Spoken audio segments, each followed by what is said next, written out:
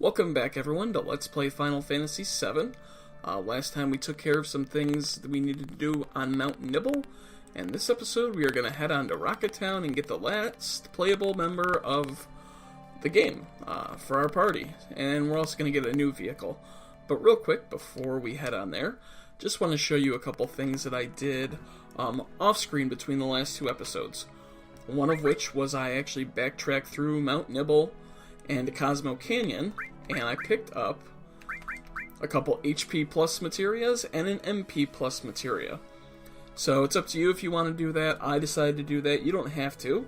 Another thing I did is I actually worked on some materia. So you can see that Eris has one of my restore materias, and it now is 3 AP stars, meaning it has regen. I want that for a couple things upcoming. Also, going into my materia, so let's see, let's go here. So you can see Ice has Ice 2 now. Lightning has Bolt 2. Fire has Fire 2, and there's another Lightning with Bolt 2. And how did I work on those? Well, I was using them in Cloud's Runeblade. Still got that sore throat, still a froggy throat. And his Runeblade has double growth for materia, so I was able to level up those materia real quick. And the reason I wanted to do that is we're going to be doing an area eventually where someone steals our materia, but they only have a certain amount of materia that they can hold on to. So by I should have a couple, like a Bolt and an Ice maybe left over because they're lower level materias. And now, by having Bolt 2 and Ice 2, it'll make a boss fight much easier. So that's why I did that. You don't have to do it. It's just something I wanted to do. And you can also see I killed enough enemies to learn Cloud's Meteor Rain and Vincent's Death Gigas, his level 3.1 and 2.1 respectively. But that's pretty much it for now. Now we're going to enter Rocket Town and figure out what's going on here as we continue to chase after Sephiroth.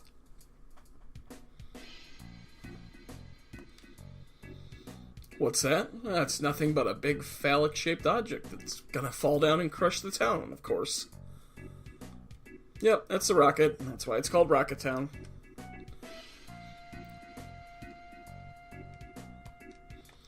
So there's an inn right here, there's a weapon shop right here. Doesn't really have anything that we need.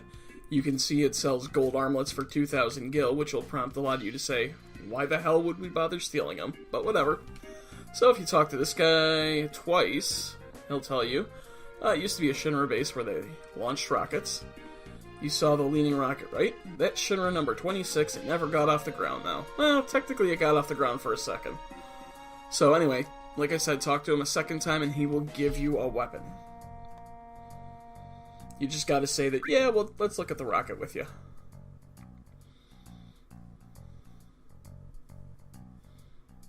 Yep.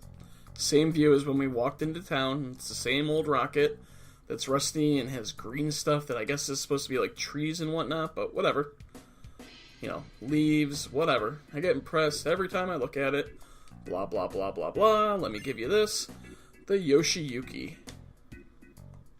Oh, we'll use it for one upcoming area. And if you want to take a quick look at the Yushiyorki, it's a weapon obviously for Cloud. Gives a pretty good boost to his attack. But it's, it powers up if you have one character knocked out. It powers up even more if you have two characters knocked out. And, you can see it has normal growth, 2 slots, unlinked. So it's not worth it right now. It's going to be worth it for that area later where we don't have a lot of materia. Oh, I don't want to talk to you again. Make all these mistakes earlier. Okay, nope. How boring. So I'm going to run in here. I don't need the materia that this guy's selling. Talk to him. Let's see. Buy. I'll buy a couple more tents. Why not? And then he has barrier, exit, and time. I don't need those materias. I probably won't use them. I'll just show them to you real quick. So barrier cast, barrier and barrier reflect wall if you level it all the way up. Again, I have Big Guard, as you guys know. Where is it? Exit helps you escape battle earlier. I'm not really sure what remove does, but not going to use it. And time, you can cast haste, slow, stop.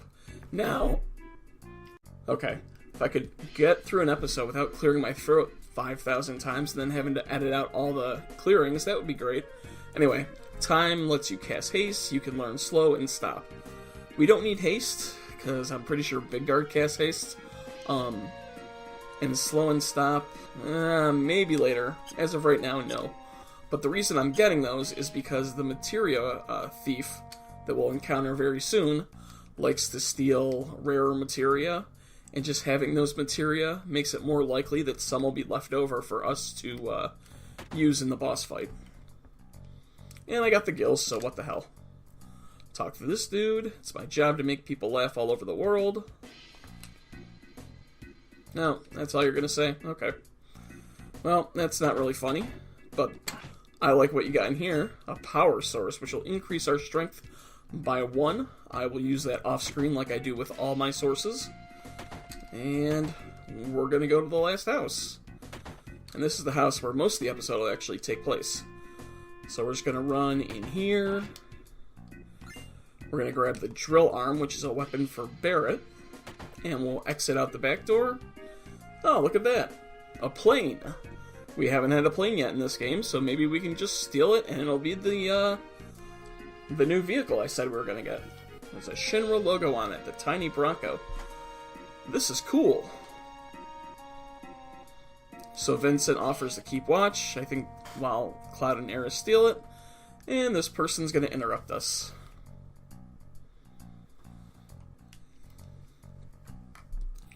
So the captain who's in the rocket, we have to ask him if we want to use the plane. Yeah, let's go ask him. This is Shira, Cloud, Vincent, who was about to explain what he was and decide to stop, and Aerith. No, we're definitely not with Shinra. Oh, she thought we were bringing approval for the space program. Yep. So the captain thinks they're going to restart the space program today. It just so happens President Rufus is scheduled to come here this very day. Now we can tangle with Rufus again. Oh, that'll be fun. Yeah, if you have Barret during that encounter, he'll say that he's from Avalanche, you know, because he has to tell everyone that he's from Avalanche. Okay. So to meet the captain, we gotta head into the rocket, so we gotta go over here. And you guys better get ready, it's gonna be sob story time.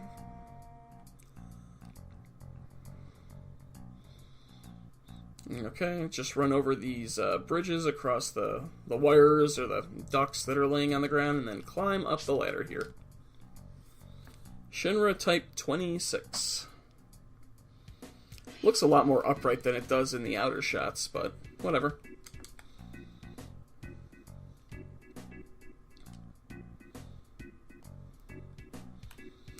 And just run across the bridge and in here. And this is the captain who has some of the greatest personal theme music in the game.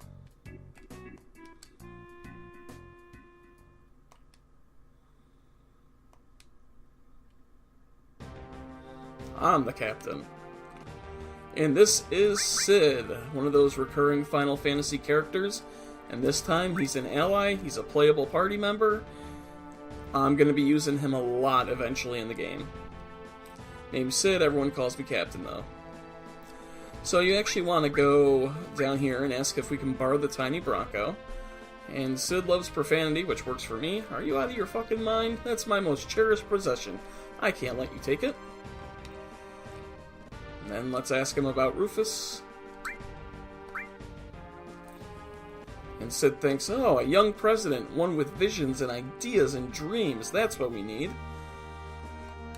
And then if you ask him about the rocket, you'll hear part of his sob story.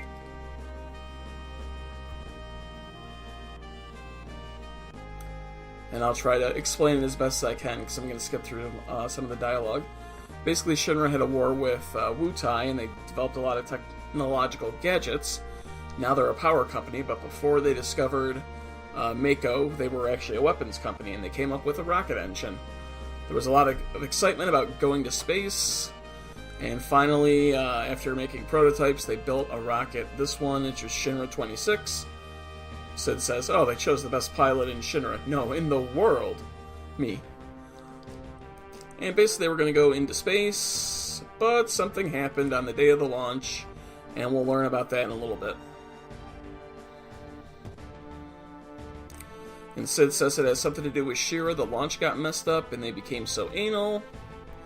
And they nixed their outer space exploration plans. And he's pissed because they told him the future was space exploration, and said, we're gonna pass. Then they found out they could make a crap load of money from Mako, and decided, we don't need space exploration. Money, moolah, dinero. Moolah and dinero. First time I've probably heard those in 20 years, but whatever.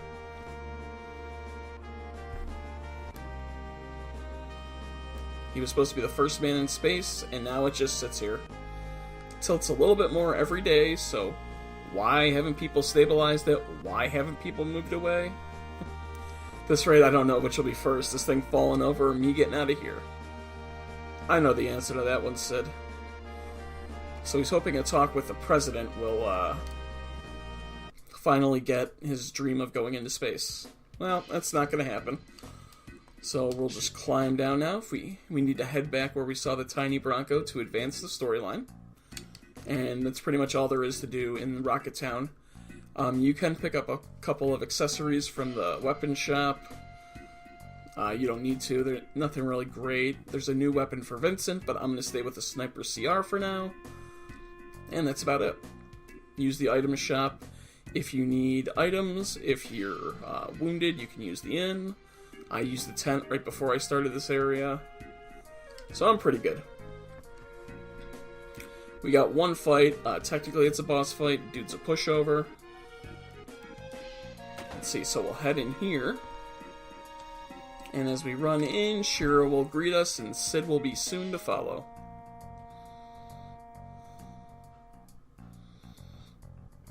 No, nothing really. He cried a little bit. Here comes Sid. Alright, so Sid is gonna yell at Shira. He's gonna be like, hey, we have guests. Make some goddamn tea! I'm not gonna scream, it's like 9 o'clock at night, so whatever. So Shira's gonna bustle off and make tea. Sid's gonna yell at her, and eventually he's gonna run out, and Shira's gonna tell us about what really happened. Sit down and drink your goddamn tea. And Sid's mad. So he's gonna go tune the tiny Bronco. And make sure to serve him some tea.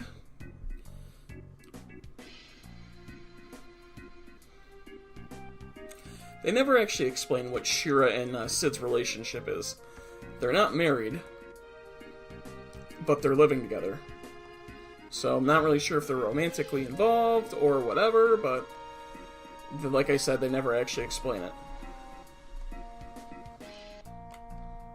And Shira says she keeps quiet because it was her fault. It was her stupid mistake who destroyed his dream of going into outer space. So now Shira's going to tell us. I love Sid's attitude. Even the moon get tired waiting around for your ass. So this is back before when they were getting ready to go in space. Shira's checking the oxygen tanks to make sure that they're going to have a successful launch. Apparently I can't talk today either.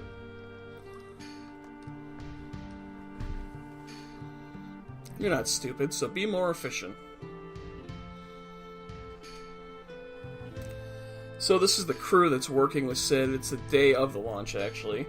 For some reason, their mouths are permanently stuck open. Now, the odd thing is, Sid's the only one that's supposed to be in the rocket. Like, he's going to be the only one to man the rocket, and there's actually a second seat when you see the control panel. Or the cockpit, I should say. I'll be back in a few. Just go into space and back. Alright, Captain. Fly our dreams into outer space.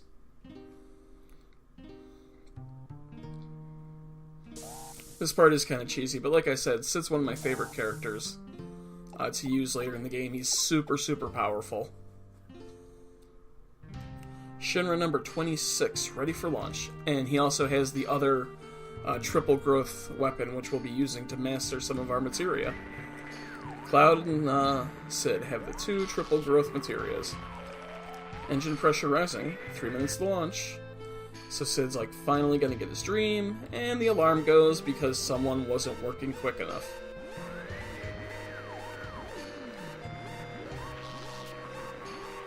I wonder who that mechanic is. Who's the little shit?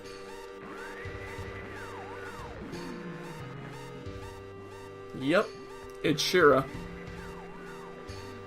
Now, there's gonna be a little bit of weird dialogue here.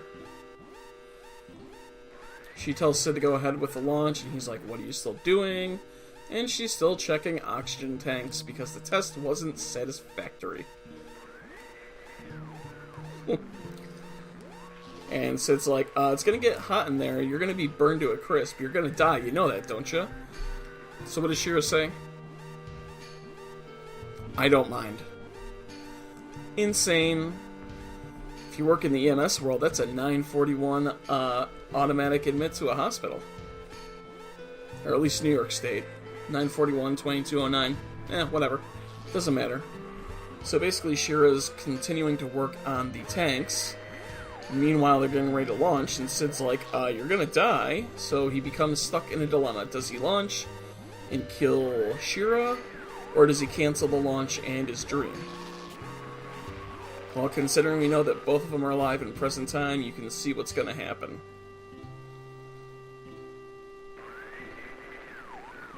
Tank number 7 complete.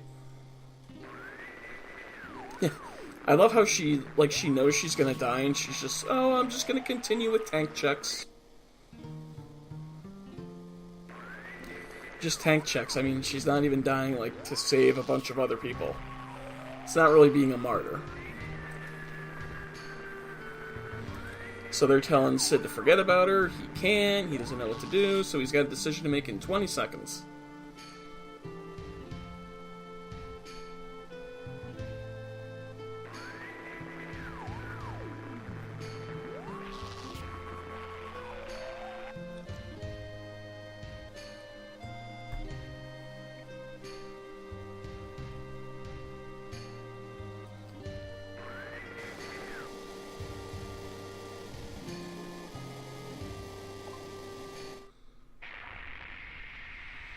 So I'm pretty sure Shiro would be dead right there, even though he hits the emergency switch. It looks like it got pretty hot. It just falls back down with no issue. Starts to lean, and it's not being supported by anything, and just stops at a 60-degree angle. Maybe even 70. I never took physics, but I'm pretty sure that shouldn't happen. So that's the story. He pushed the emergency engine shutdown switch, aborted the mission, saved her life, and they cut the space program, and the launch was canceled, and they never had a new launch. And again, she says, I'll live my life for him, but they never expound on their relationship. Maybe they really are just roommates. Why haven't you drinking your tea? So she's going to bustle with the tea. Sid's going to sit down. No, isn't my hospitality good enough for you? Luckily, the day is going to be saved by someone who's about to stumble in. That's Palmer right there. And Sid gets all excited, thinking that President Rufus is here now. Fat Man Palmer.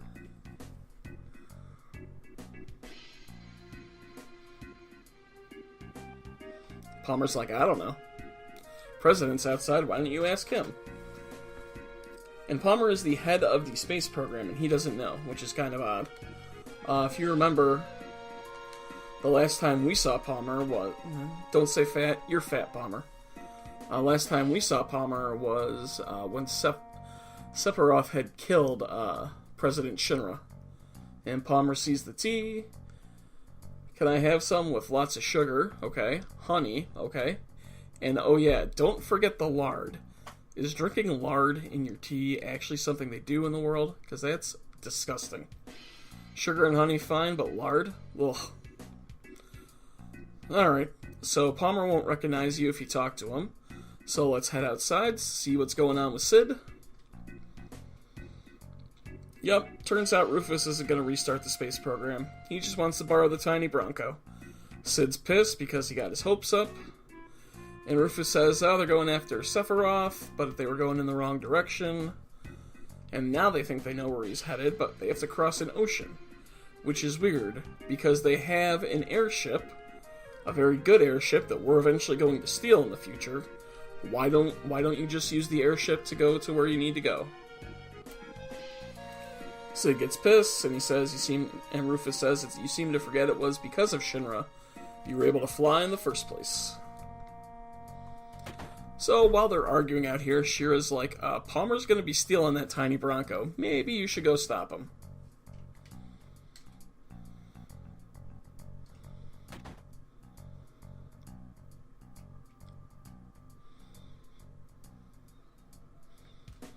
Yeah, let's go deal with Palmer.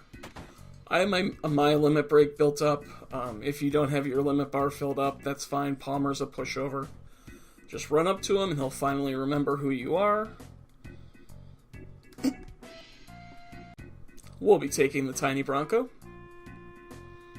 I've seen you somewhere before. Aha, that's right, the Shinra building where the president was killed. All those episodes ago. Episode, I don't know, 6 or 7, I think that was. It was a while ago. He calls security, and it's boss time. I say boss time kind of jokingly. Palmer really is a pushover. Yeah, we'll just use Big Guard for the hell of it. He's going to use his Mako gun. Of course, he's going to hit Cloud, who already has his limit break built up. Oh, with that counterattack, and now Meteor Rain, that might be enough to finish off Palmer. I don't remember what he's weak to, so you can just use Aqua Lung probably, or Beta. Either one will finish him off. You can hit him with physical attacks. He might absorb one of them. I'm not sure. He's going to use his Mako gun again. I guess I can sense him.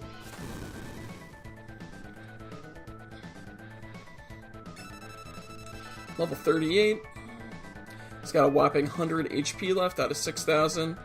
It doesn't say he's weak to anything. Oh, what the hell. We'll let Eris have the kill. Big Guard is such an awesome spell. See ya, Palmer. Who's almost going to get his head taken off. Whoop. And so now he's going to run away. Or, well, attempt to run away. But unfortunately... Bam. Hit by a truck, a Shinra truck. In a poetic scene. I'm pretty sure we see him again, though. Pretty sure he's not dead. There's only a certain character of this game who actually remains dead, but that's for a few episodes from now. So you get an Edincoat. It's a decent piece of material that I actually will probably use in an upcoming area. And even though the plane's not moving, it's supposed to be, so they're going to get on. They can't stop it, so they're going to tell Vincent to hop on. And we're just going to steal this as our next vehicle. So we get a plane now, that's pretty cool.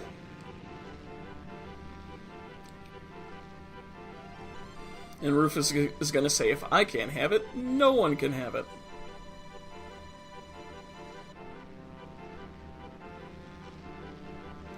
That would scare the shit out of me. Just hanging on with your hands flying up like that.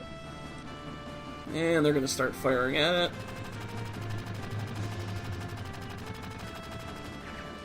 Sid's going to hop on board and become another playable party member, like I've been saying. And they hit it with one of their shots. Slightly better aim than Stormtroopers. Ah, the tail's been hit. It's probably not good.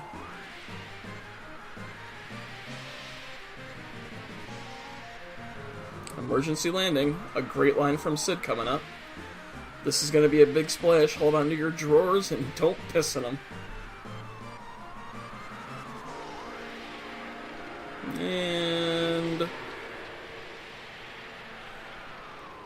Clunk. Doesn't sink. Yay! So, Sid says he can't make it fly, and they ask Sid what he's going to do. I guess you can use it as a boat. I mean, if it's not taking on water. Sid's going to say that he's done with Shinra and the town. And this is where you find out that Shira isn't his wife. Just thinking about marrying her gives me the chills.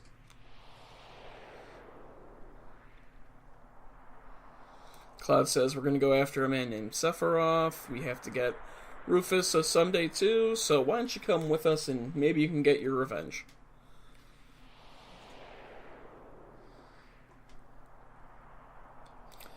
Eris says yes. Vincent's just going to chill there by himself. Numbskulls. I haven't heard that in a long time. Anyone stupid enough to go up against Shinra has to be a numbskull.